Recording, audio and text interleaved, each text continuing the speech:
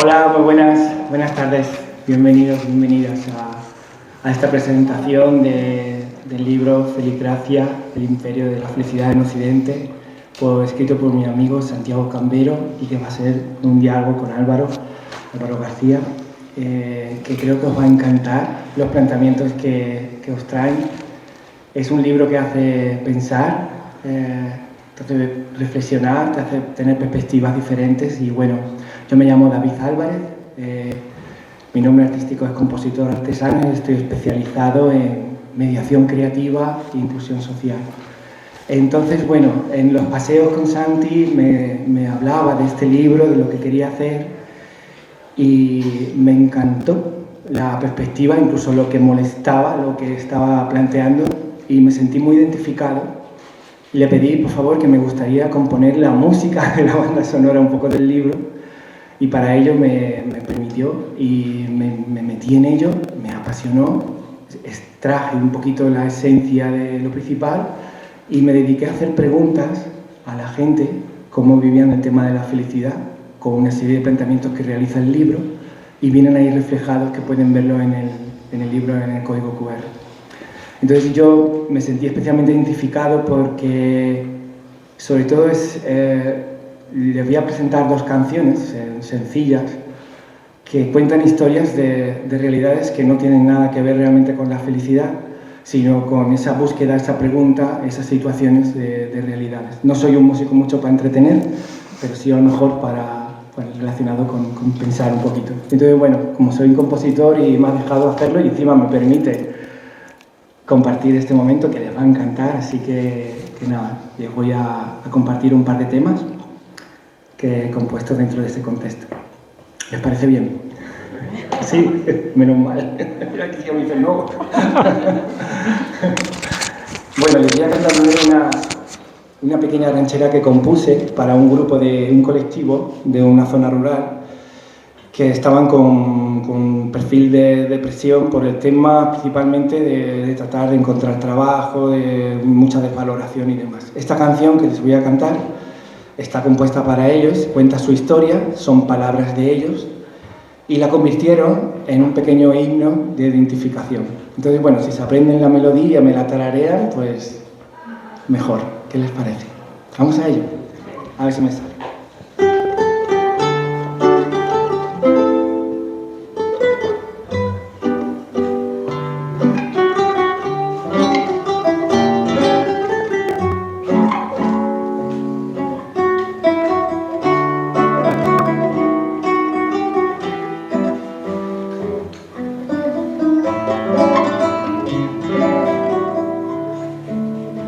¿Queda la melodía? Pegadiza, ¿verdad? Tengo los miedos, la soledad en el camino. Me esperan lentos como el recuerdo de lo que vendrá.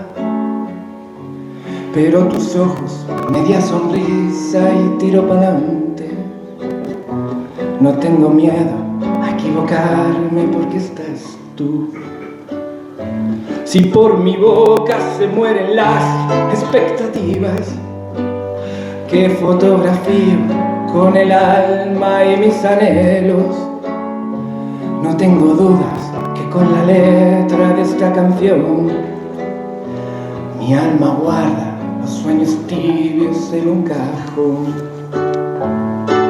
Sé que estás junto al río, mi amor. Sé que no esperabas esta bella canción. Sé de tus sueños perdidos, pero con esa mirada a mí no me engañas, porque los miedos, la soledad en el camino te esperan lentos como el recuerdo de lo que pasó. Pero tus ojos, media sonrisa y tiro para adelante.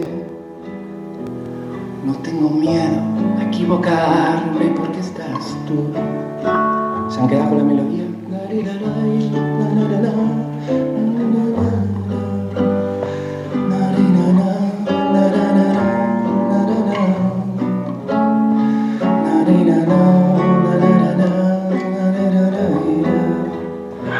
No tengo miedo a equivocarme porque estás tú.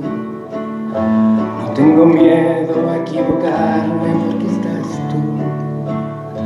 No tengo miedo a equivocarme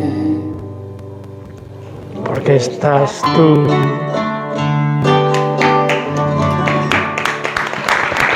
Muchas gracias. Entonces esa canción pues la hicieron suya y bueno, es de ellos. Me la han dejado después a mí. Después hay otro de los temas que suelo trabajar, es el tema de acompañamiento en enfermedades así terminales y demás. Y esta es la historia de un amigo que se volvió muy duro, muy duro. Era un incordio. El dolor, la enfermedad le hizo volverse una persona que echaba para atrás a todo el mundo. Y un día me lo contó. Dice que era su amigo y a mí también me echaba para atrás. Estaba muy enfadado. Y entonces me contó que había perdido a su amor, que su amor era la ternura. Y entonces, bueno, esta canción está dedicada a él porque él trataba después de recuperar toda esa gente que le cuidaba, sus seres queridos, su pareja, su esposa. Y entonces, bueno, le hice una canción que bebemos de la música celta, como esos cantos en el que te recoges, ¿no? Entonces, bueno, tiene una melodía que me gustaría que me acompañaran, si le parece bien, que dice así.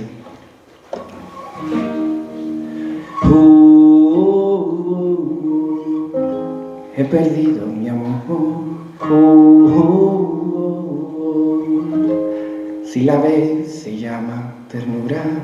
¿Fácil? A ver. He perdido mi amor. Si la ves, se llama ternura. ¿Ah, fácil? Una vez más, soy muy pesado. He perdido mi amor. Si la ves, se llama ternura. He perdido entre montes, roca y flor. He perdido a mi amada y se llama ternura. La has visto tú, buen amigo. Me hace falta para poder vivir. Si la ves, dile que prometo valorarla, la necesito para ser mejor amigo, mejor hombre, mejor humano.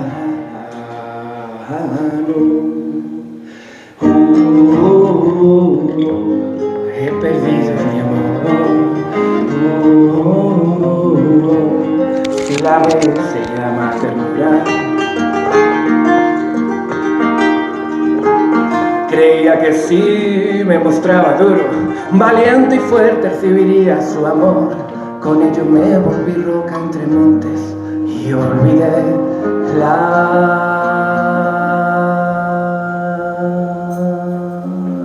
flor.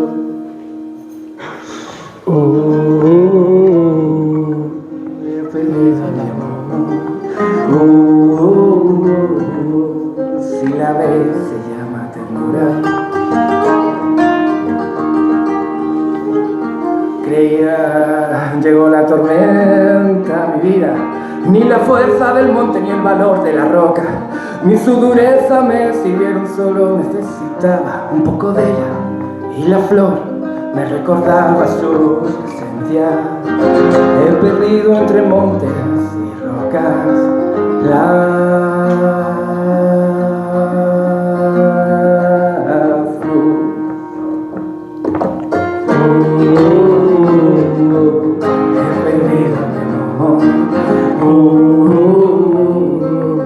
si la ves, se llama ternura.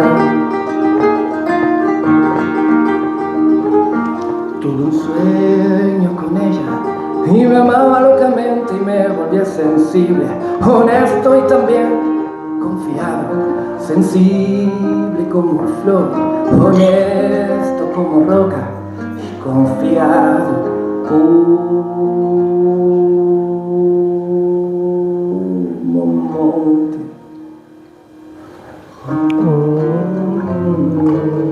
He perdido mi amor. Si la ves, se llama ternura.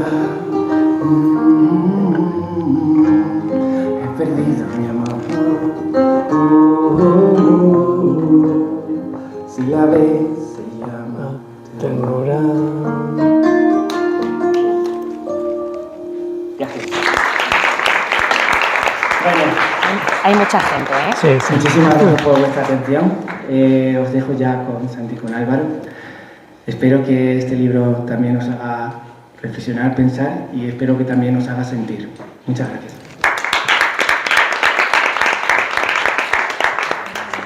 Vamos para arriba.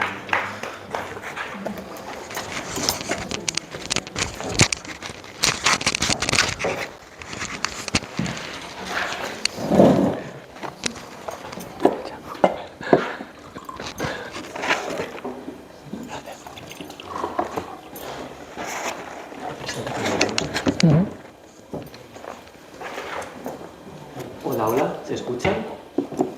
¿Está bien? Hola, ¿ahora? ¿Tampoco?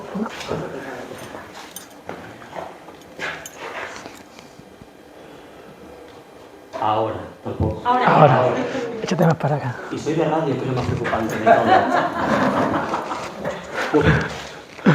Bueno, primero de todo, daros las gracias porque yo creo que a lo mejor ni Santi ni yo nos esperábamos esta acogida a la presentación de Cáceres. Es una alegría teneros aquí. Cuando Santi me propuso que si le presentara el libro, la verdad que no me lo pensé. Le dije a Santi, sí, y la verdad que no sabía ni qué libro era, ni en qué consistía, ni nada.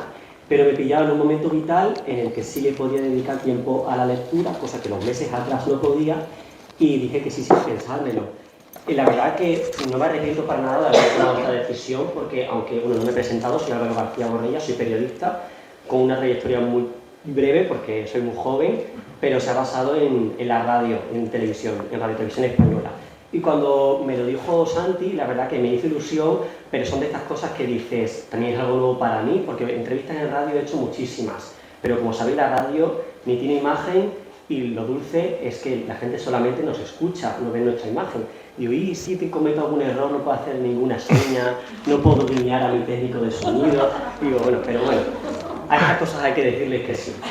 Y lo primero de todo, decir que este libro, ahora entramos en detalle, y lo primero que me ha gustado es que Santi haya tomado la decisión de elegirme a mí, primero porque sea una voz joven, que se nos dé también espacio a la gente joven, que estamos acostumbrados a espacios públicos que lo ocupan y lo ocupan personas adultas. Muchas veces veo que no nos tienen en cuenta, que somos voces más invisibilizadas, quizá porque nos creen que somos la voz de la inexperiencia. Yo creo que sucede todo lo contrario.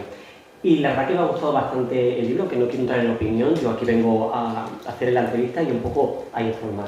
Pero me he sentido bastante interpelado porque en este libro se habla de todo, bueno, de un montón de cosas, ahora entramos en detalles, pero desde gente joven, desde política, inmigración, edadismo, que son temas que a mí me gustan también mucho, que salen de la gente mayor, y no sé ni se las victimice ni se las invisibilice. Entonces me ha hecho muchísima ilusión que Santi haya contado conmigo. Como ya sabéis, lo dice la portada, se llama Felicracia, el imperialismo de la felicidad en Occidente.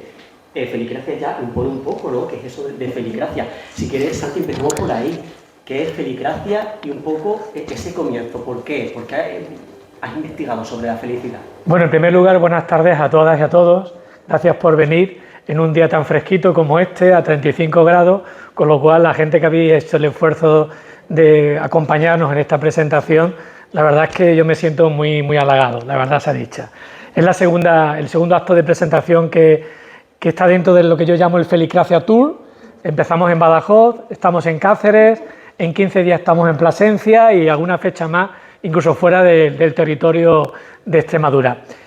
Yo también quiero agradecerte a ti, antes de nada, Álvaro, y a David, que me acompañéis en esta aventura, en el Felicracia Tour, y a toda la gente que, como decía, estáis aquí en el día de hoy. Bueno, ¿qué es esto de felicracia? Me preguntas tú, Álvaro. Felicracia es un término, un neologismo que no es propio.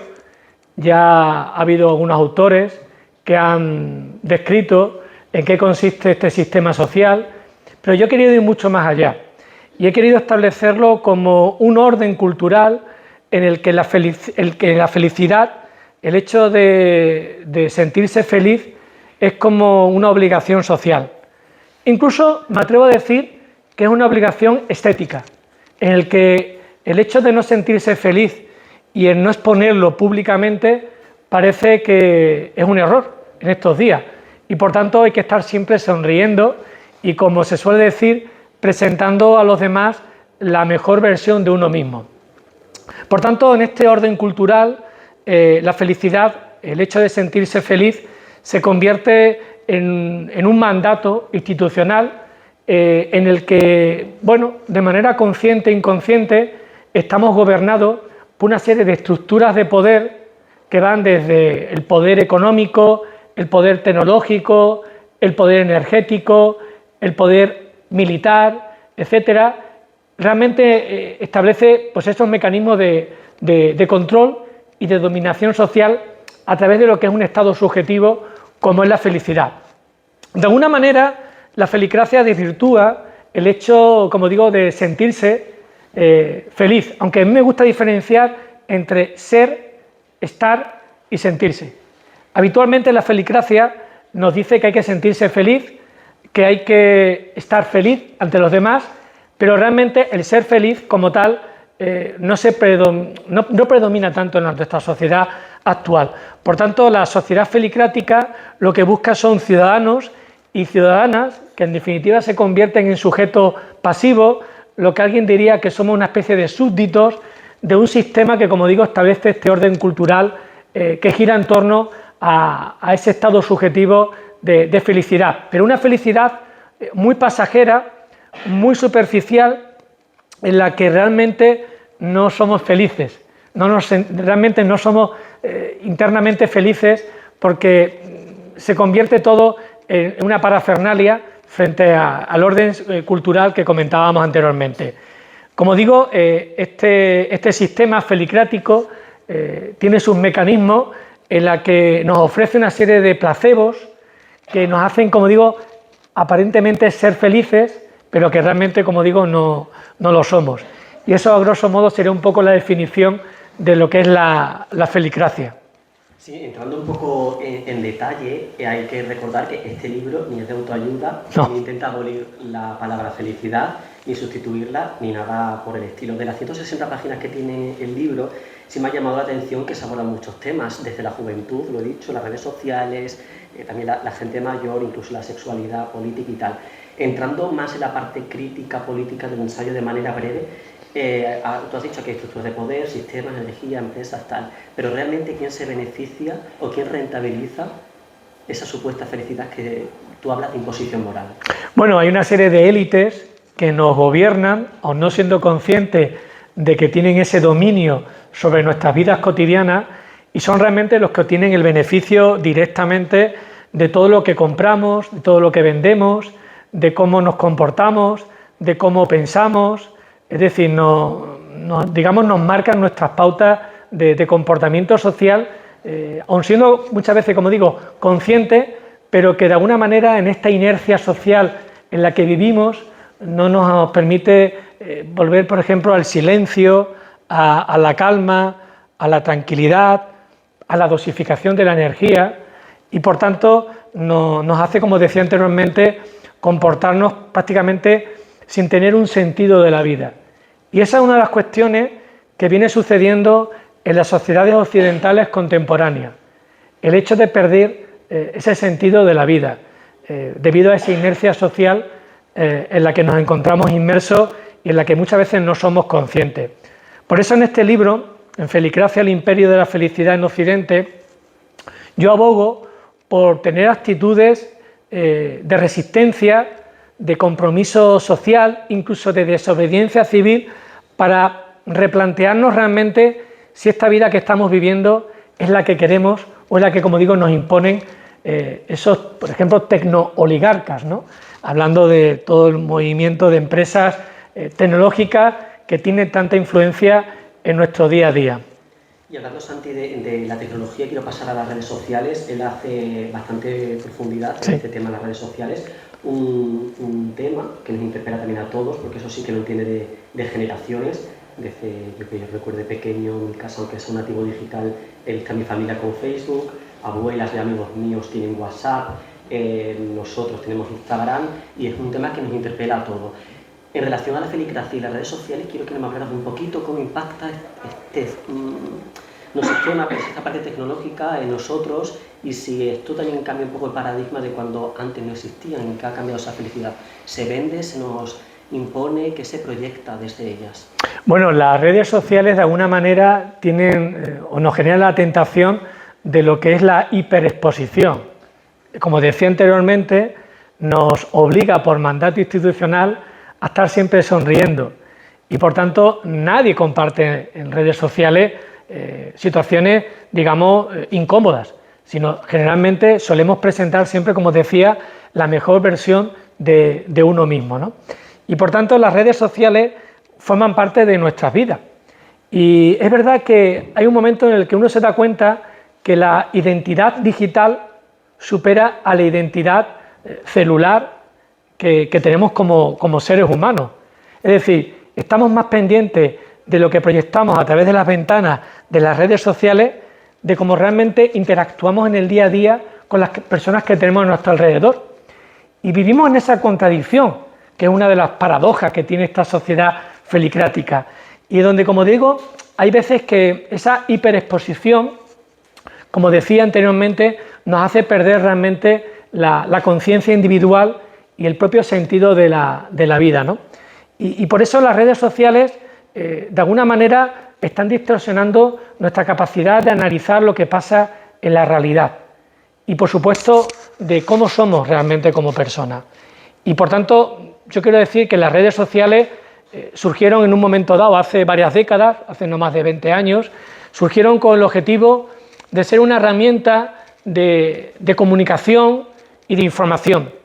Y yo, llegado a este punto, me llego a replantear en este libro si realmente estas redes sociales, que son dominadas por los tecnooligarcas, realmente tienen ese objetivo de crear ese ecosistema en el que estamos todos informados e interconectados. Porque al final se demuestra que las redes sociales, paradójicamente, en esta sociedad felicrática, nos hace ser individuos cada vez más aislados socialmente. De hecho, cuando se habla de soledad no deseada, siempre se asocia a las personas mayores, pero estamos viendo los últimos datos de los últimos informes de multitud de organizaciones que demuestran que las personas jóvenes, las personas que pertenecen a tu generación, Álvaro, también tienen sentimientos de soledad, y parece, como digo, una contradicción en un mundo también hiperconectado, 24/7, en el que realmente en el fondo vivimos de una manera muy individualista, muy hedonista, muy egocéntrica, en el que no somos conscientes, como digo, del momento vital de cada persona. Por tanto, yo hace 2 años y medio dejé de estar en redes sociales. Creo que fue una de las mejores decisiones que he tomado en los últimos años de mi vida. Me hace perder menos tiempo y evito la tentación, como decía anteriormente, de esa sobreexposición a las redes sociales.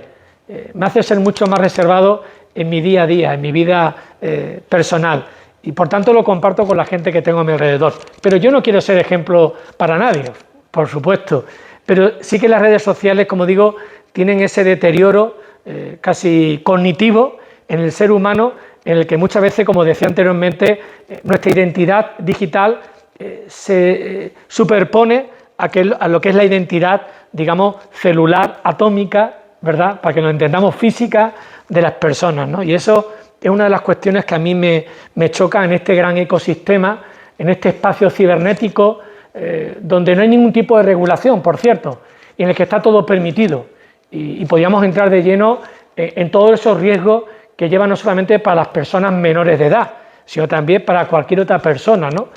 Todo este tipo de riesgos, desde los fraudes que se producen a través de las redes sociales, vendiéndote algo que realmente después no existe, todo lo que tiene que ver con por ejemplo, con la pornografía digital, que tanto impacto tiene entre los menores de edades, que hace que ese tipo de imágenes y de contenido sea accesible para personas que no están formadas suficientemente, el hecho de que haya también algunos casos de una violencia simbólica que se produce sobre todo frente a la mujer cuando se cosifica su cuerpo en las redes sociales. Todo eso son algunos de los riesgos que aparecen en mi libro y que evidentemente, como digo, ponen en evidencia los riesgos que tienen las redes sociales, a pesar de que su origen, ¿verdad?, hace varias décadas era, pues eso, ser una herramienta de información y comunicación social. Yo en este tema me quiero detener porque ahora que has dicho el tema de las redes sociales, los menores, yo que tengo primas pequeñas y demás, voy a leer un pequeño texto de una de las páginas que tú abordas en el capítulo o título Síndrome del Influencer. Santi dice, referencia a estas personas, influencers ya sabemos, creadores de contenido. Dice, aparecen personas, o mejor dicho, como héroes y heroínas en un mundo de estrellas intergalácticas, alejadas del terrenal ruido que suscitan grandes pasiones en una buena parte de la población, especialmente juvenil, que nunca más amansará tantos millones de dólares y euros, ni la popularidad universal soñada. Con esto quiero decir, estas personas creadores de contenido, que no valoramos su trabajo, se han convertido en los referentes de nuestros niños. Sí, yo lo denomino síndrome del influencer porque hay datos que demuestran que 1 de cada 5 chicos y chicas en este país y prácticamente en Occidente aspiran a ser influencers. Y por tanto, como tú bien decías, hay que respetar a los creadores de este tipo de contenido en los espacios cibernéticos, pero sí que hay un momento en el que estamos viendo ciertos comportamientos, ciertos mensajes que malutilizan las redes sociales, ¿no? Otra de las cuestiones que no he comentado anteriormente es, por ejemplo, la banalización de determinadas formas de pensamiento político, ideológico. Estamos viendo últimamente cómo buena parte de las redes sociales están siendo dominadas por determinados frentes ideológicos, sobre todo extremistas, muy radicales, me atrevo incluso a hablar de ultraderecha, que saben cómo lanzar el mensaje y donde hay un caladero importante de población joven usuaria que tiene perfiles en redes sociales que están siendo víctimas de alguna manera de ese tipo de contenido y, como decía, banalizan, por ejemplo, el hecho de vivir en democracia, ¿no? Y hace poco veíamos unos informes en los que, no recuerdo exactamente el tanto por ciento, pero prácticamente un 40% de los jóvenes españoles decían que estaban dispuestos a vivir en un sistema autocrático, autoritario, mejor que en democracia. Y eso es porque se banaliza a través de ciertos mensajes, ciertas ideologías que muestran pues, mitos que realmente son falsos, ¿no? Sobre dictaduras que han sucedido en este país y en otros países de Europa, ¿no? Por eso, lo de los influencers, como digo, mi máximo respeto, como decía, a esas profesiones, pero que muchas veces se desvirtúa el mensaje banalizando, como digo, ciertos comportamientos pues, que llevan pues eso, a tener un pensamiento extremista, incluso violento en algunos casos. Sí, siendo este uno de los temas principales del libro, Santi, y ya acercándonos de un poco de la más edad infantil a la juvenil como es la mía y demás, sí pienso, como tú has dicho, que te has alejado de las redes sociales hace tiempo. Yo creo que no es incompatible, se puede vivir sin redes sociales y también en mi edad. Sí es cierto que creo que también ha cambiado un poco el paradigma. Nosotros no somos tanto productores, somos más visualizadores. Nosotros yo creo que no publicamos tanto, sino que vemos más. No sé si eso es bueno o malo, es únicamente una diferencia de creación de contenido. Y hablando en la parte más juvenil y que me interpela un poco más, como yo no sabía quién iba a venir a la presentación del libro y no sabía con qué persona me iba a encontrar ni con qué edad, me refiero a gente de mi edad, no soy edadista, con esto quiero decir que no me meto con las personas más mayores que yo, únicamente que no sabía con qué público me iba a encontrar. Entonces, ahondando en este tema, que yo he hecho un ejercicio bastante importante de introspección, le he preguntado a personas de mi entorno que tienen mi edad qué opinan de la felicidad y qué les dice. Evidentemente ya no se han podido leer el libro, pero sí les he pedido que hagan un ejercicio interior de lo que les dice. Entonces yo os voy a invitar a escuchar a estas 3 personas, que voy a decir textualmente con mis palabras, y ya me enviaron un audio. A ver si podemos entrar un poquito en debate, a ver qué dicen estas personas. Marta, 25 años, Badajoz. Para mí la felicidad es tranquilidad, la sensación de no tener preocupación, un trabajo estable. Ojo, nada que me perturbe, todo lo demás es momentáneo. Otra persona, Patricia, 26 años, Llerena. Sentirme querida y querer, ayudar sin esperar nada a cambio, estar en paz y no tener nada en mente. La libertad, la expresión, en general, creo que estar conectada con la vida. Carolina, 26 años, Murcia. Este salto geográfico, de que me conoce lo entenderá. Hay que tener amigos en todo el mundo. Carolina, 26 años, Murcia, dice que los niños estén bien, estabilidad laboral, otra vez. poder pagar el alquiler sin pedir ayuda, estar en la ciudad que quiero estar, un paseo por el mar porque soy de costa, en general las pequeñas cosas porque el ideario de las películas y las redes sociales no existe.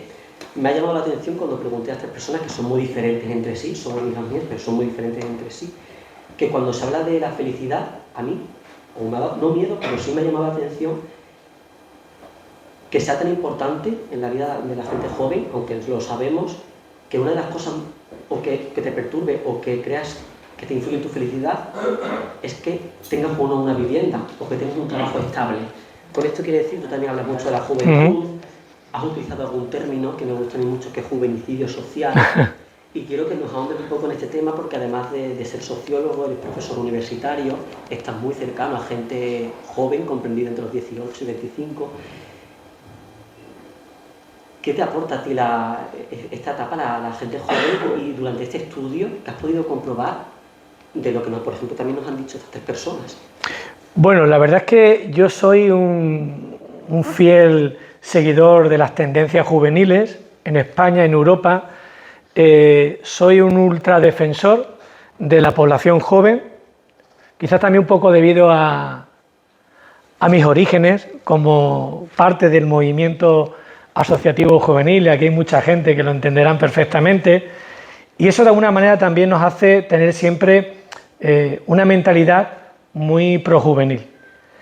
Digo esto porque generalmente, Álvaro, y te interpelo a ti también, se habla bastante mal, existe muy mala prensa sobre la población juvenil en España, y creo que estamos siendo bastante injustos en ese sentido, porque al final la generación Baby Boomer y la generación X somos los que ahora mismo estamos gobernando la sociedad, y les estamos exigiendo a estas personas jóvenes que cuando se enfrentan a una oferta de empleo les exigimos experiencia laboral, y la contradicción es cómo vamos a exigirle experiencia laboral a personas que realmente no han tenido todavía oportunidad de trabajar, y son gente con un gran talento que no podemos desperdiciar como sociedad.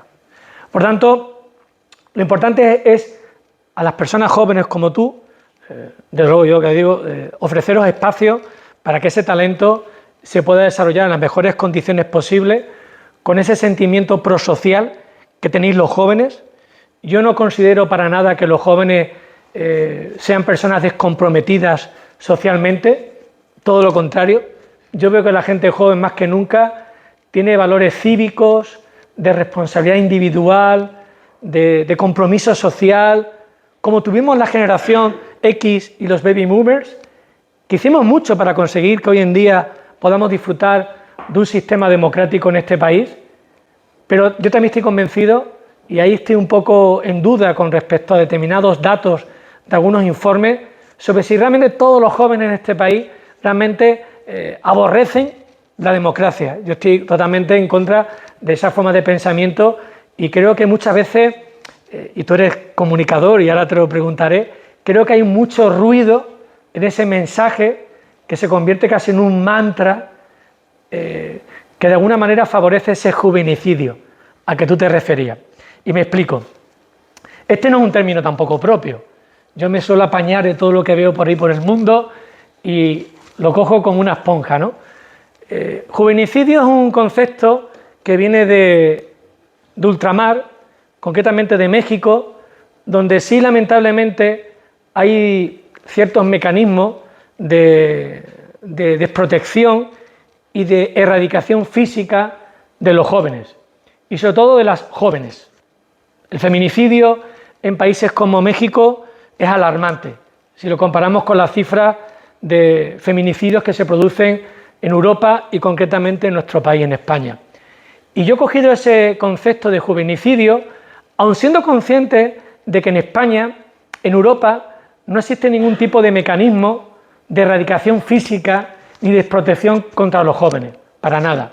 Pero sí que indirectamente me atrevo a hablar de que hay una especie de juvenicidio social que de alguna manera sí que atenta contra ese talento de tantos jóvenes que representan actualmente el 20% de la población española.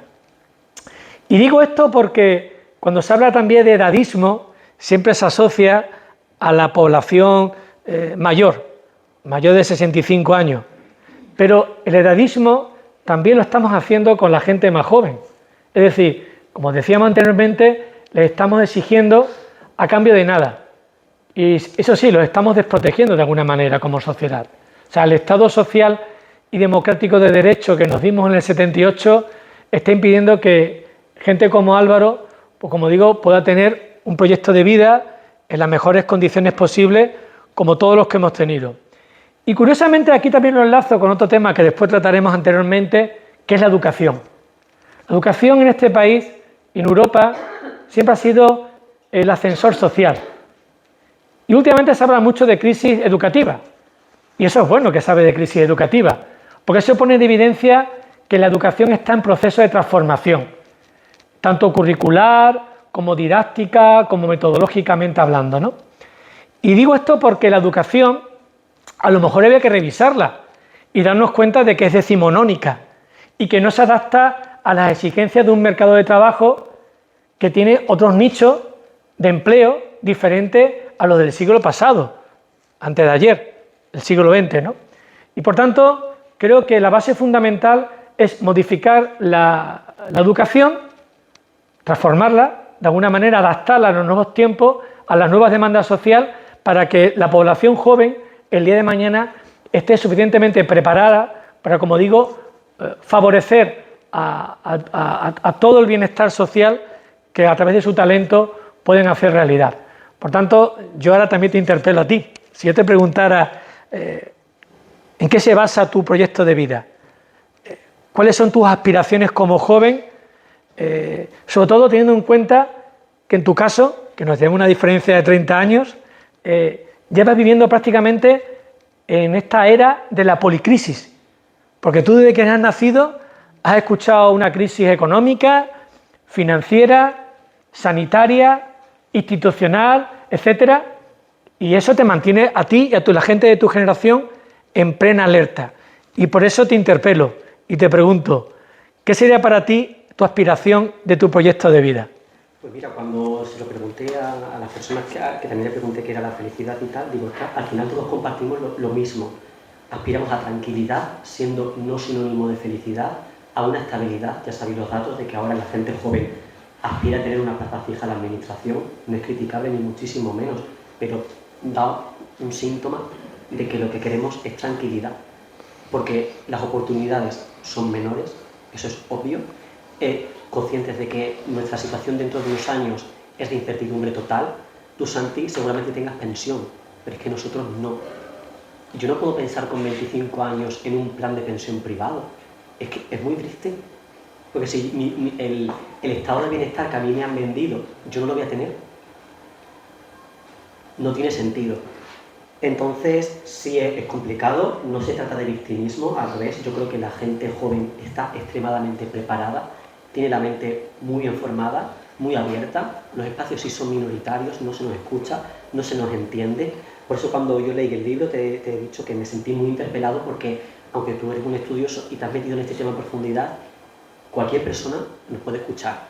Y yo muchas veces cuando me he exteriorizado con un familiar o con un compañero sobre algún tema, me ha dicho, yo también eso lo he vivido, es lo que te toca vivir.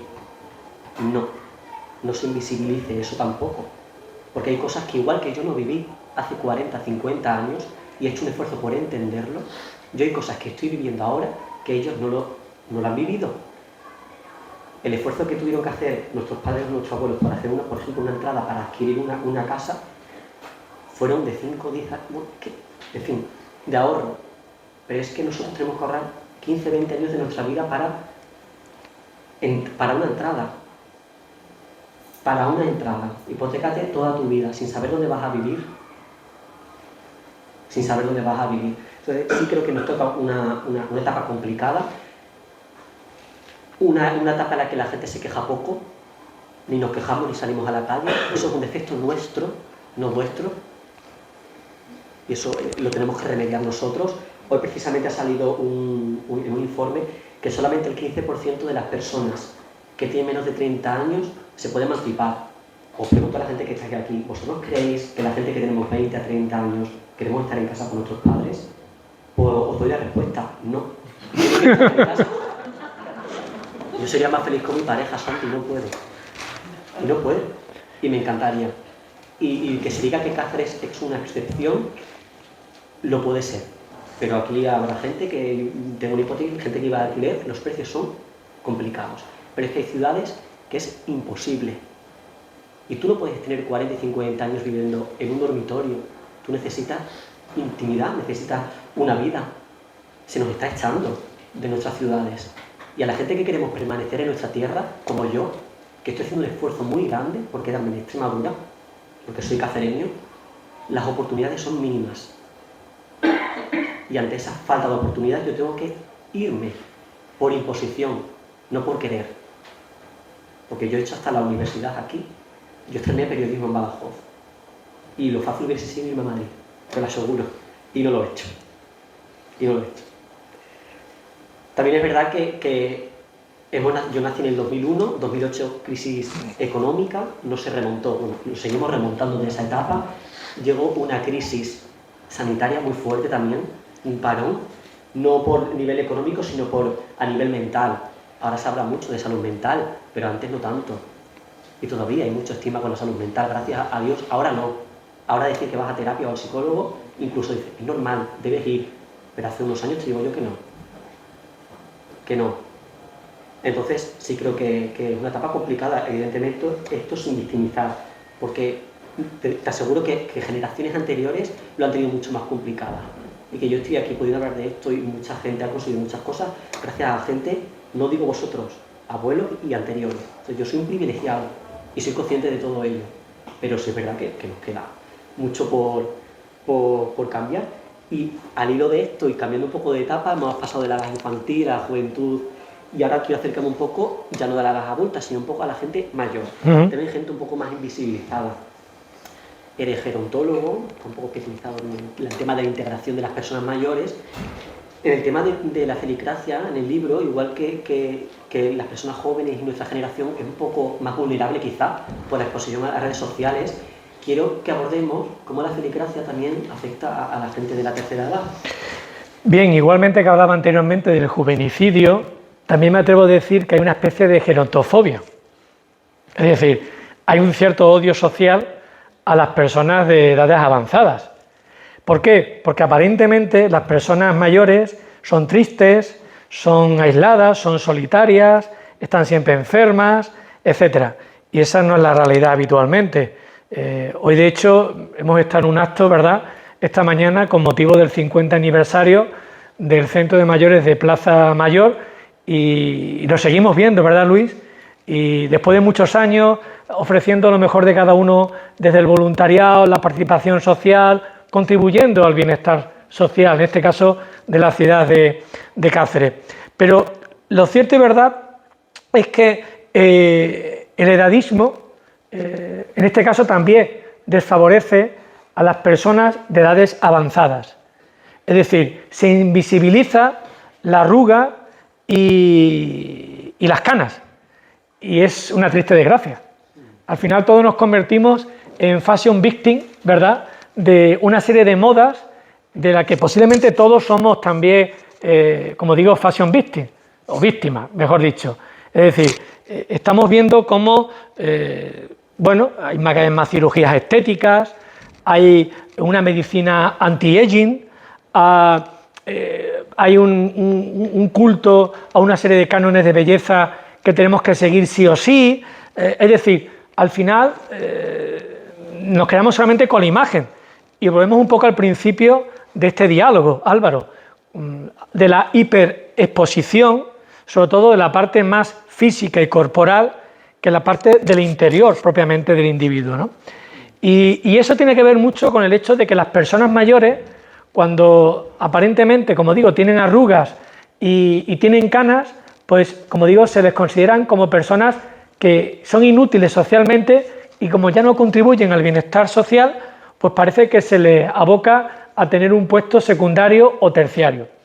Y es muy justo, porque si uno remonta la mirada a los últimos 5 años, cuando estábamos en esa crisis sanitaria, a raíz de la COVID-19, nos dimos cuenta que en este país buena parte de las familias españolas pudieron soportar aquel embate gracias a las aportaciones de las personas mayores, es decir, de las pensiones de jubilación a las que tú aludías anteriormente, y que permitieron que muchas familias jóvenes pudieran mantenerse en buenas condiciones de vida a pesar de las circunstancias tan adversas que estábamos viviendo, en la que mucha gente, bueno, pues perdió su puesto de trabajo o sufrió un ERTE, o como digo, los autónomos, por ejemplo, no podían rendir económicamente y seguían pagando impuestos, aunque bueno, hubo una serie de medidas gubernamentales para que se aminorasen los impuestos que pagan,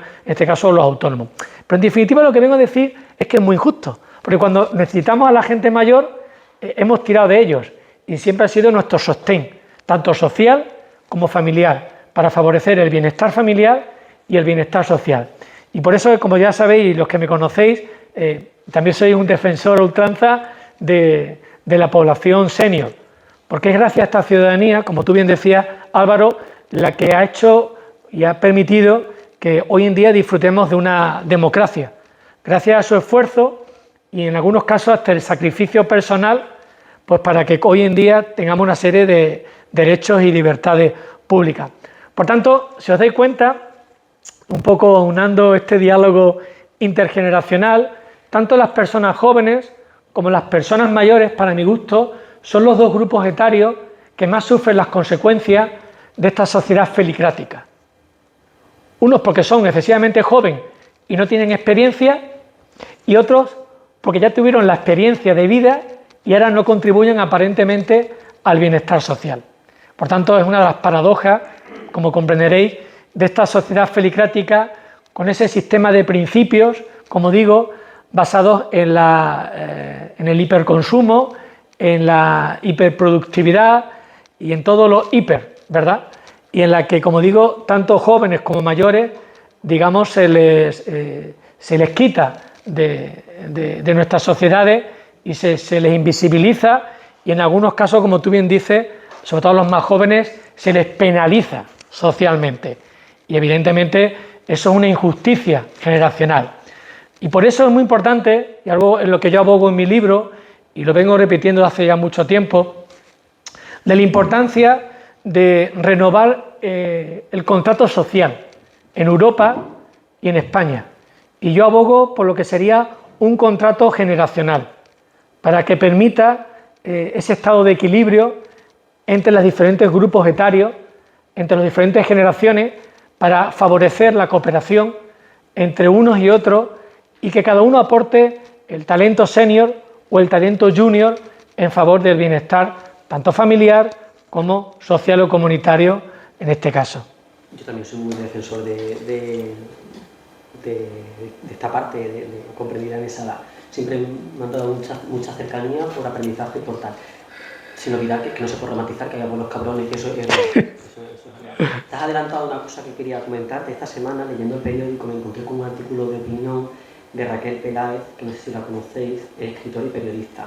Y coincidencia de la vida, que ha hablado justamente ella esta semana de esto y dice: hay adolescentes comprándose cremas anti-envejecimiento, aunque la esperanza de vida de la mujer en España alcanzará los 87 años y medio en el 2050.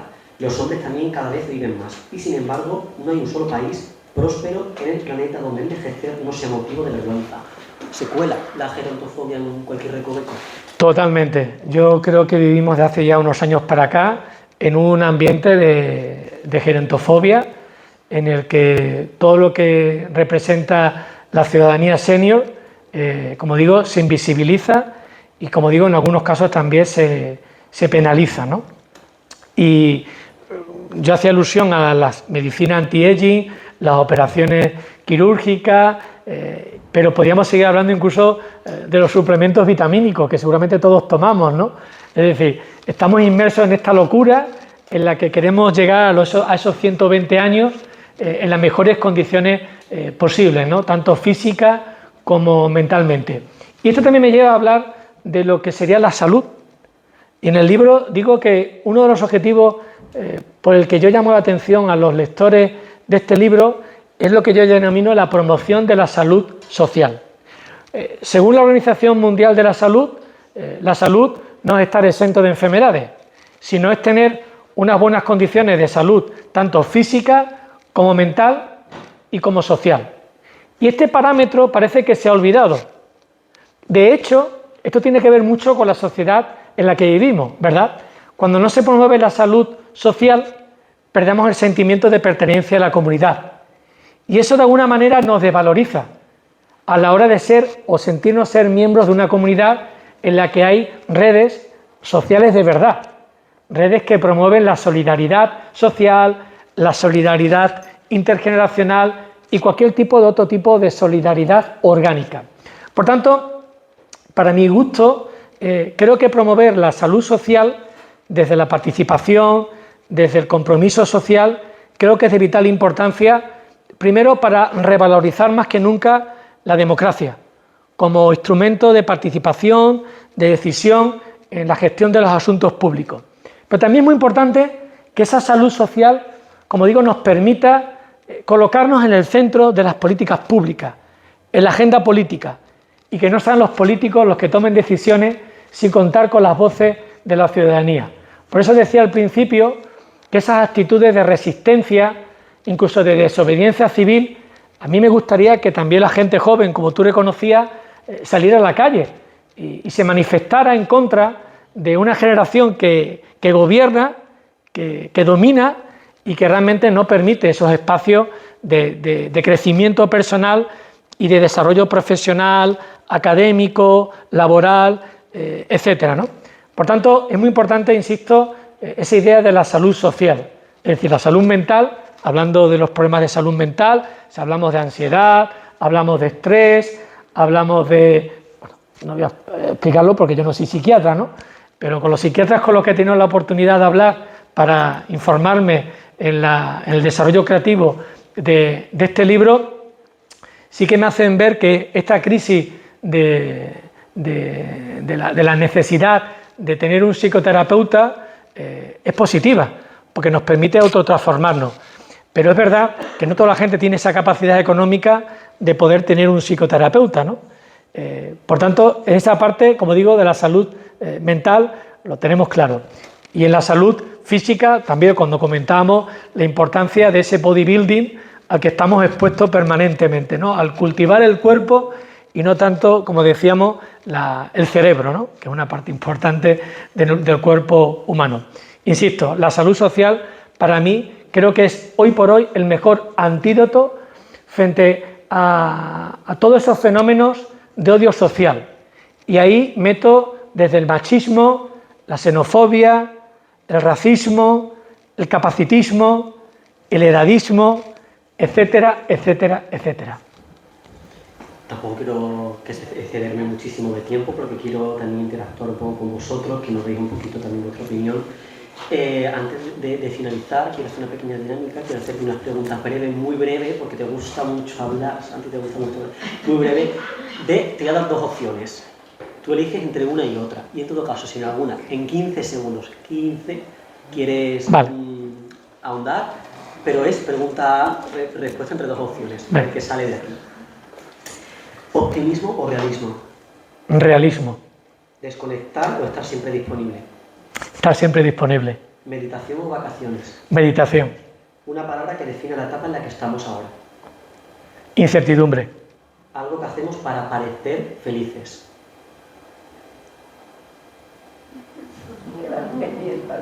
Hostias. Felicracia. ¿Qué consejo le darías a alguien agotado por la presión de tener que estar siempre bien?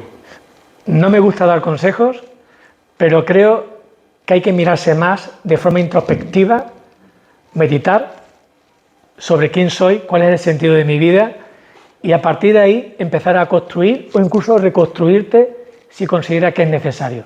Y para el autor de este libro, Santi Cambero, ¿qué significa estar bien?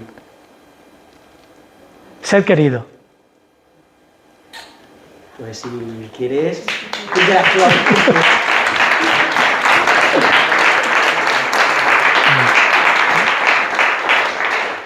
ya hemos hablado mucho. Somos muy pesados. Uno por estudioso y otro por periodista. Ya se acaba. Hoy me decía un amigo mío, me decía, bueno, que te vaya muy bien en el soliloquio. Me conoce bien. Pero gracias a que Álvaro me ha frenado. Te hubiese podido frenar antes, pero es que no se puede. Si quieres, le preguntamos a alguien del público, a alguien le apetece, una vez ahondado todos estos temas, a alguien le apetece un poco dar su versión, su opinión de lo que hemos hablado aquí, de cualquiera de las vertientes que se han dicho, su opinión personal sobre la felicidad. Bueno, yo tengo buena voz, no te preocupes. Vale. Buenas tardes a todos, felicidades Santi. Yo lo habéis dicho un poco de pasada y soy un fervor defensor del derecho a la queja. Utilizar el conformismo y la protesta colectiva como una herramienta digna como contra esa imposición de la felicidad. Y quería preguntarle también qué piensas tú de qué incide aquí la felicidad en la salud mental, cómo gente tan joven, con esa presión de tanta individualismo, frente a ese proceso creativo, asociativo que había antes de nuestra generación, cómo es posible que convivan con esa ansiedad y los padres la normalicen en vez de luchar y que no pasa nada porque se quejen, no silenciar esa ansiedad, para mí es preocupante. Hay un término que se utiliza habitualmente en los medios de comunicación social y seguro que tú lo has utilizado en alguna ocasión, que esta generación se llama generación de cristal. Terrible. Terrible. A mí me parece como tantas etiquetas, y no se debe etiquetar, prejuiciosa, estereotipada, negativa, es decir, parece como que a la gente joven de hoy tienen menos capacidad, menos recursos personológicos para gestionar la frustración. Eso es incierto totalmente. Mi generación, nuestra generación, seguramente también tuvo momentos de frustración, de incertidumbre, de caos vital. Y supimos superarlo, cada uno con sus recursos personológicos o con su grupo de iguales o bajo la protección familiar.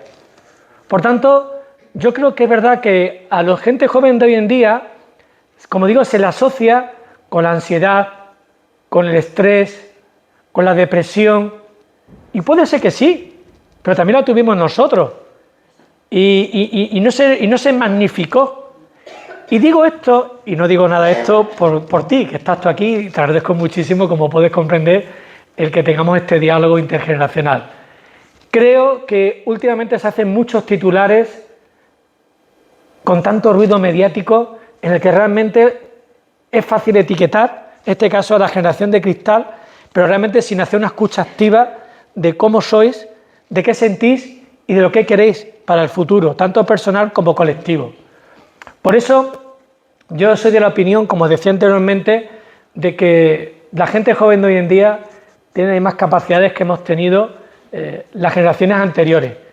En apenas 21 siglos os puedo asegurar que hay poca diferencia entre un hombre y una mujer occidental y un homínido de hace 150.000 millones de años. Hay muy poca diferencia. Es decir, nuestra capacidad mental, nuestro cerebro, se va desarrollando con el paso del tiempo. Pero seguramente hay muy poca diferencia entre aquellos homínidos y el Homo sapiens actualmente. Hay muy poca diferencia. Pero sin embargo aquí somos capaces de establecer esas diferencias abismales entre generaciones. Cada 10 años, vamos a poner por caso 15 años, que es lo que separa una generación de la otra. Por tanto, es un hecho de injusticia generacional, ¿verdad? Que es un término que me gusta utilizar mucho, de injusticia generacional.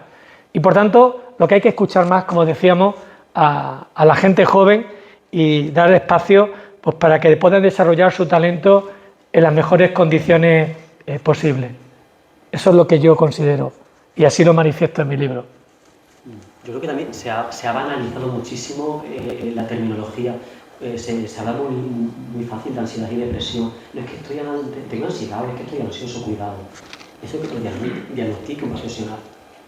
Que no se puede hablar de esos términos con esa facilidad. No sé si es verdad que a lo mejor nuestra generación se ha aprendido a decir que no y a tratarse a lo mejor de manera incluso autodidacta.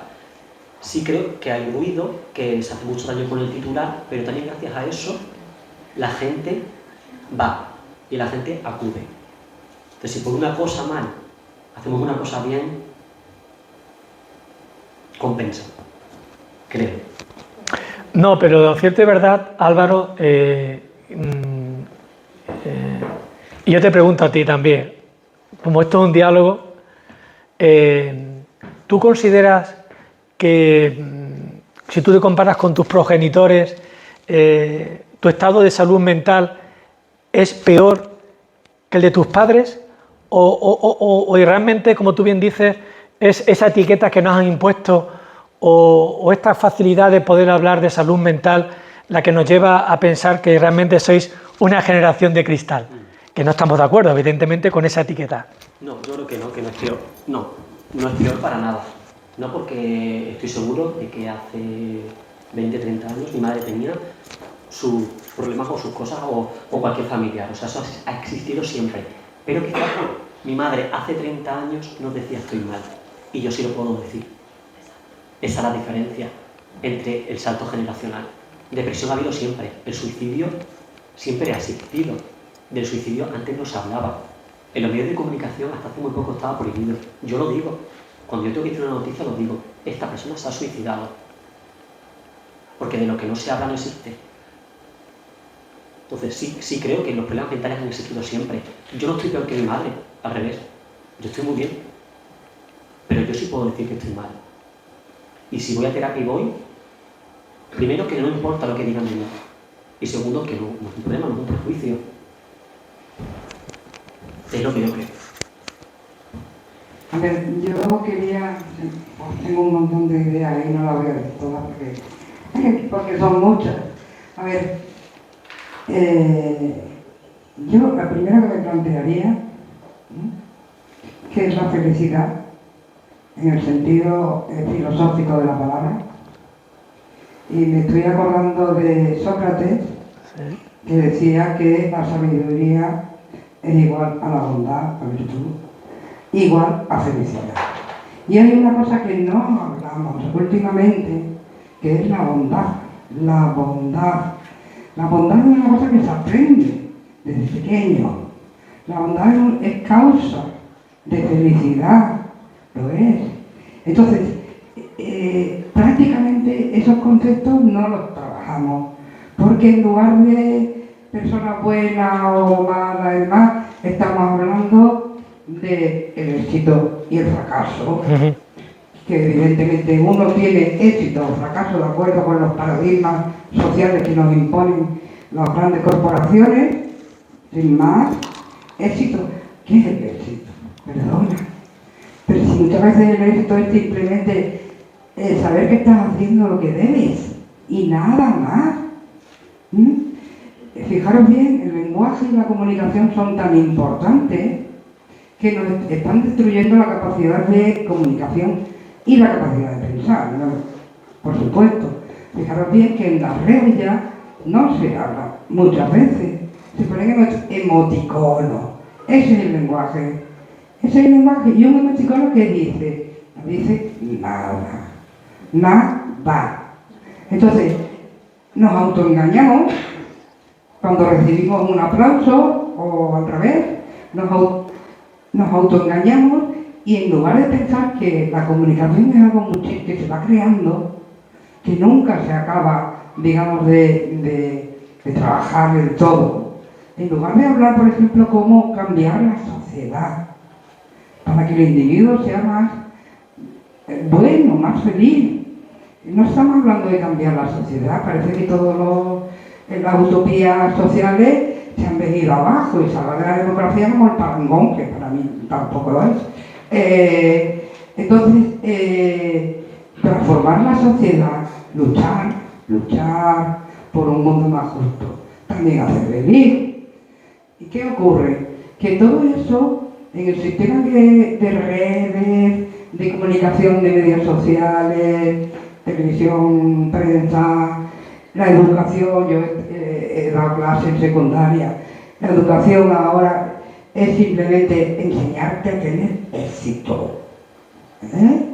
si eres un buen empresario. Las asignaturas están cambiando un montonazo. No se enseña al alumno a reflexionar, a comunicarse. No se enseña. Entonces, no se le enseña tampoco a luchar. No por su propia vida, porque su vida no es individual, su vida está dentro de un colectivo y su vida está dentro de una cultura. Y entonces no se analiza nada de eso. Entonces, para mí, una de las claves fundamentales, de verdad, y en este sentido distingo entre educación y enseñanza, porque enseñanza es enseñarle a ser un buen perito, y educación va muchísimo más allá, ¿no? Entonces, valorar la educación muchísimo más para cambiar el medio social en el que vivimos. Yo soy más feliz si la sociedad en la que vivo es mejor. Es una dialéctica entre individuo y sociedad que no podemos olvidar. Entonces, esto hay que sacarlo a debate, hay que hablar. Yo, por ejemplo, con los jóvenes, yo estoy encantada de la vida, os lo digo. Yo no veo que sea una generación, tengo 2 hijos de 30 y 40 años, yo no veo que no luchen, o no veo que no se preocupen. Locateras ha habido siempre, sí se preocupan, sí. Lo que pasa es que conviene lanzar una especie de discurso paradigmático sobre que no se preocupan por nada. Están en una edad en la que tienen que empezar a producir, porque aquí todo se mide por el mecanismo de la producción. El que no produce no vale. Perdona, yo ahora mismo no produzco nada y sin embargo considero que valgo. ¿Por qué? Porque me comunico, porque quiero a la gente, y lucho por cambiar la sociedad. Entonces, estas cosas yo creo que hay que tenerlas en cuenta. Y sobre todo, que no se nos olvide luchar por la bondad.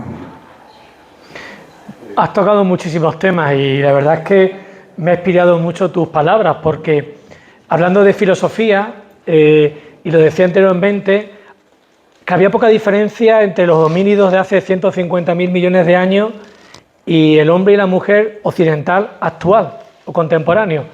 Pero es que si nos comparamos con la antigüedad clásica, a la que tú te referías, hay poca diferencia. Recordarás un término aristotélico que es la eudomanía, que hablaba de la formación del individuo en la virtud, en el buen vivir. Eso es algo que hemos perdido en las sociedades occidentales y son nuestros orígenes históricamente hablando. Es decir, esa capacidad de formación en el buen vivir como ciudadano comprometido, activo, consciente, que en definitiva es lo que no quiere la sociedad felicrática. Como decía al principio, nos convierten en sujetos pasivos, prácticamente en súbditos, al servicio de los rendimientos económicos de esos grupos dominantes, esas élites que marcan realmente desde nuestra forma de pensar hasta nuestra forma de comer, de vestir y de sentirnos en cada momento a lo largo del día. Y eso también me lleva también a pensar en algo que no tengo nada en contra de la famosa psicología positiva, que yo creo que ha hecho mucho daño. Todo lo que tiene que ver con Seligman, y aquí hay psicólogos y seguramente se van a sentir interpelados con lo que voy a decir, creo que solamente decirle al individuo, no, es que si sale todo bien es gracias a ti, si sale todo mal eres tú el fracasado. Eso es muy injusto, porque no tenemos en cuenta las circunstancias, la coyuntura social del individuo.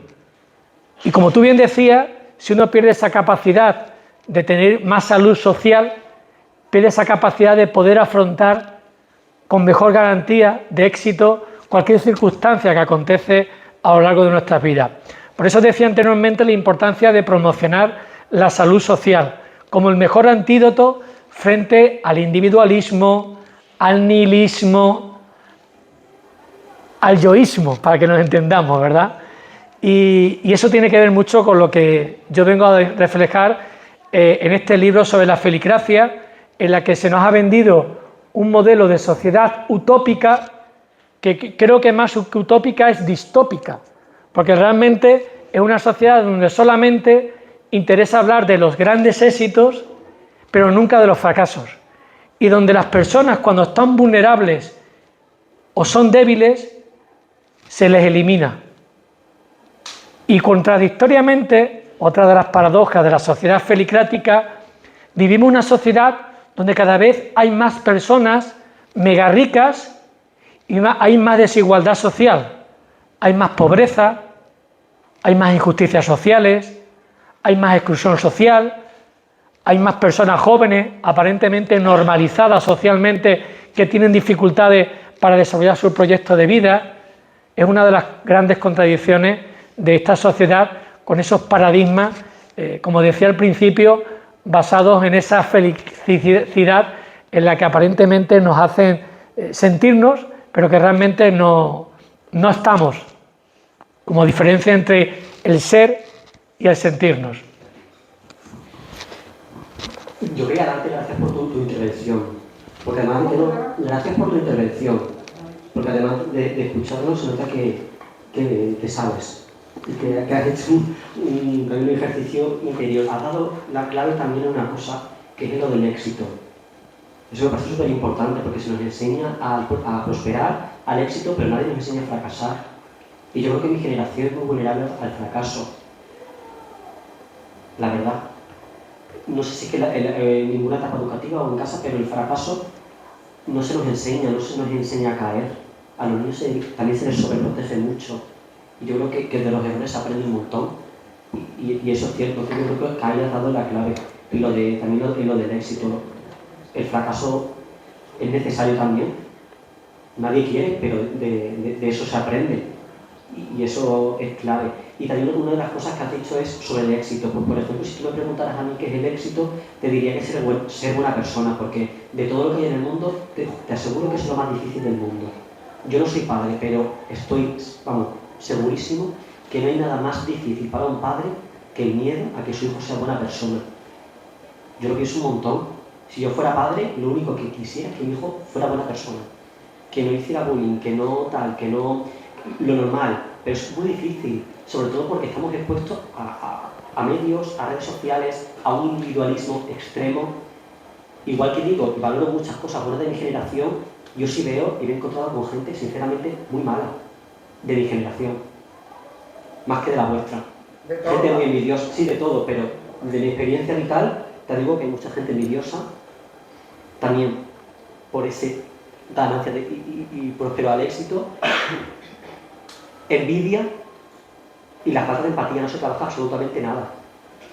La gente no sabe lo que es alegrarse por el próximo, te lo aseguro. Yo he echado mucho de menos cuando a mí me ha pasado algo bueno, que un amigo, un compañero me dio una palmadita a la espalda, con los dedos contados de la mano. Y en cambio las personas adultas sí, pero la gente de mi edad, complejo ese tema. ¿Y eso dónde se aborda, en casa o en el sistema educativo? El padre tampoco tiene culpa de lo que se da en el aula, pero es que el profesor tampoco es competente de que a su hijo le hagan buena persona. Estaría bueno que además de enseñarle matemáticas y lengua, le tengas que enseñar a tu hijo que sea buena persona. Eso siempre, en todas partes. Pero yo sí, eso sí lo noto, que mi generación ahí cojea mucho. Y me da, sinceramente, un poco de miedo. La verdad. Porque ser buena persona es algo no complejo. Yo creo que ser mala persona es más fácil que ser buena. Porque ser mala... Total. Pero ser buena tiene que trabajar mucho para... Sí, bueno, primero felicitarte por tu libro, Santi, porque, bueno, a pesar de que tú decías, Álvaro, que no un libro, tú lo dices en tu libro de autoayuda, pero verdaderamente yo que lo he leído, pues sí, me ha hecho reflexionar, que yo creo que eso era, sobre cómo vivimos, la manera que vivimos, cómo influye la sociedad, cómo influyen todos esos lobbies, corporaciones y demás en todos nosotros, ¿no? Y yo quería simplemente comentar que para mí, como persona ya mayor, y creo que así piensan muchas de las personas mayores, la feligracia está reñida con las personas mayores, ¿eh? Está totalmente reñida. ¿Os excluye? Sí, bueno, la excluye, no, y entre otras cosas porque la feligracia se basa en unos sistemas de comunicación y de las nuevas tecnologías a las que las personas mayores estamos totalmente en contra. en contra en el aspecto de que no queremos que nos manejen y que nos manejen unos aparatos y que las entidades bancarias todos sean a través de aplicaciones y que yo ahora me comunique con las administraciones a través también del tema digital y que las citas médicas las tenga que pedir, en vez de pedirlas a una persona, las tenga que pedir a una máquina o tenerme que meter en una aplicación, o inclusive toda esta feligresía que nos han, que los mayores ahora tenemos que ser activos obligatoriamente y vamos, y invadirnos de tener que hacer formación, de tener que hacer talleres, de tener que estar, ¿no? Cuando muchas veces lo único que queremos es comunicarnos y hacerlo de siempre, manejarnos, ir a un comercio de proximidad y no a unos grandes almacenes. Entonces, eso es una cosa, por eso te digo que está un poco reñido, ¿no? Pero sin embargo nos lleva a eso, porque todas estas corporaciones es lo que quieren, ¿no? Que hagamos esto. Entonces, yo voy a poner un ejemplo muy sencillo que me pasó ayer, y es una tontería, ¿no? Yo ayer me encontré con una pareja mayor portugueses. Bueno, pues me preguntaron por una calle de Cáceres. Estaba un poco complicado llegar, y entonces le dije, le acompaño un poquito, eran 40 metros lo que me tenía que desviar. Me estuvieron insistiendo, no, ¿cómo se va a desviar de sus planes? Y digo, que no, que les acerco.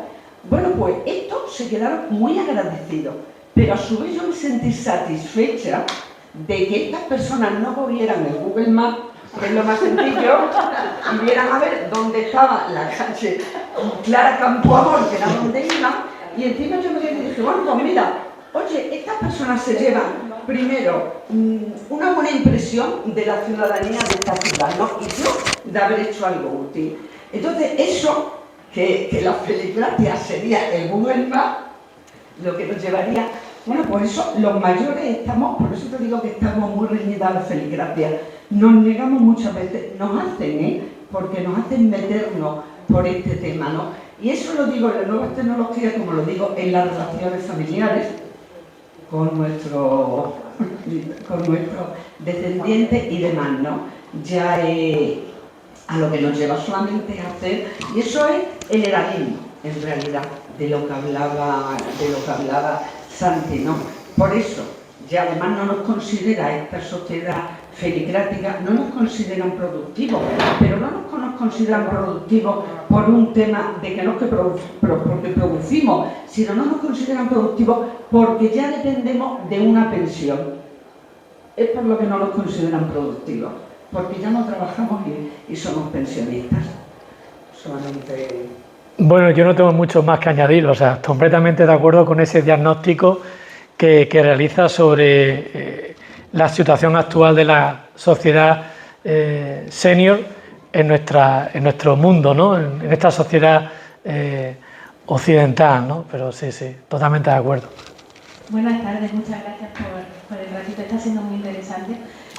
Por comentar una reflexión, cuando estabais hablando y poníais el foco en la gente más joven y la gente más mayor, mi primer pensamiento fue, pues anda, que los que estamos entrando en los 40, que somos demasiado mayores como para tener ayudas y descuentos de jóvenes, pero tampoco sabemos si vamos a tener pensión, ¿no? Entonces, al principio pensaba, nosotros sí que estamos silenciados, ¿no? De nosotros tampoco se habla, porque lo mismo que ha sido impactante escuchar, aunque no es nada nuevo, escucharte decir, no sabemos que no vamos a tener pensión, que muchísimo no nos podemos independizar. Yo soy de la generación que nos dijeron que sí, que estudiando mucho llegaríamos muy lejos, ¿no? Y ahora los ingenieros apenas les da para alquilar una habitación, ¿no? Si están en Madrid, o apenas para poder independizarse a un gran nicho de ellos, ¿no? Los hablamos después, pero hay muchos que no son salario mínimo interprofesional, además con conocimiento de causa que curiosamente ayer lo estuve mirando con alguien y estuvimos viendo ofertas de empleo, ¿no? Y hablábamos de ingenieros con sueldos de 1.200 euros mensuales. Así está el mercado laboral. Entonces, pensé, estamos peleándonos entre nosotros, los jóvenes diciendo ahora que los mayores tienen mucha pensión, los más mayores diciendo que es que los jóvenes no tienen que trabajar, mientras que las 2/3 partes de la riqueza se concentran en el 10% de la población. Entonces creo que debemos recalcular cuál es el objetivo a batir, ¿no? Y eso, y como bien decía Santiago, hay que hacer una redistribución global, es lo que considero. Gracias por tu aportación. Yo me atrevo a pensar que estamos viviendo un momento que podríamos denominar como sociedad post-meritocrática. Es decir, ese paradigma al que tú te referías, el que nos decían que a través del esfuerzo conseguiremos nuestros objetivos profesionales, eso hoy en día está desapareciendo. De hecho, hay un concepto que se llama educación en la sombra, que está poniendo en evidencia cómo hay grupos sociales privilegiados que tienen una mayor capacidad de mejora de empleabilidad de sus hijos e hijas que el resto de la sociedad, con lo cual ya la meritocracia se rompe automáticamente. Y como decía anteriormente, la educación deja de ser un motor de ascenso social, de elevador social, porque en el fondo ese mérito, ese esfuerzo que siempre se nos ha pedido, ese paradigma del esfuerzo, del emprendimiento incluso que comentabas anteriormente, es una falacia, una de las muchas falacias de la felicracia. Por eso al final uno se da cuenta de las tantas injusticias sociales en las que vivimos y en las que efectivamente tenemos que quitarnos esa venda a modo de esa visión platónica para darnos cuenta de dónde está la luz, dónde está la verdad y poder orientarnos debidamente incluso por un camino que aparentemente pueda resultar incluso disruptivo, que tampoco está mal, de vez en cuando ser disruptivo en ese sentido. Yo me quedo simplemente con una frase, porque estamos ya casi fuera de tiempo, y es que estamos en un momento hoy en el que tenemos que repensar la felicidad para recuperar mañana la libertad. A mí me parece que esa frase de alguna manera resume buena parte del contenido de este libro. Yo por mi parte simplemente agradeceros a todas y a todos vuestra presencia, por supuesto a David por las notas musicales introductorias de este evento, uno más dentro del Felicracia Tour. A ti, Álvaro, por supuesto, decirte que me he sentido muy cómodo, que podíamos seguir dialogando y yo creo que es un elemento importante esta escucha activa para poner de evidencia que en el fondo pues más o menos pensamos, sentimos y actuamos de igual manera, aunque haya una diferencia de 3 décadas entre tu generación y la mía. Por supuesto, agradecer a todas las personas que me habéis acompañado y me seguís acompañando en esta aventura, especialmente a María, por haberme acompañado en el alumbramiento de esta criatura, lo digo aquí en el día de hoy, aquí en Cáceres, y de verdad me siento muy orgulloso de la gente que me habéis acompañado en el día de hoy y nada, como digo, que nos demos cuenta, que tengamos conciencia individual y colectiva y que rompamos estos esquemas felicráticos que nos hacen perder libertad personal.